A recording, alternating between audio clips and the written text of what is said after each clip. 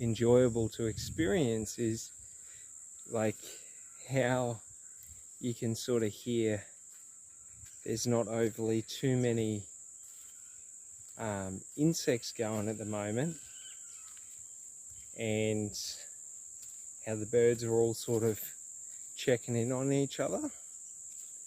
So it's just funny because like so much when I'm in my day-to-day life in society, so much of that is missed. I don't get to experience it. And it's sort of like we don't even realize how complex it's so nice. But we don't even realize how complex the language of animals is and their communication.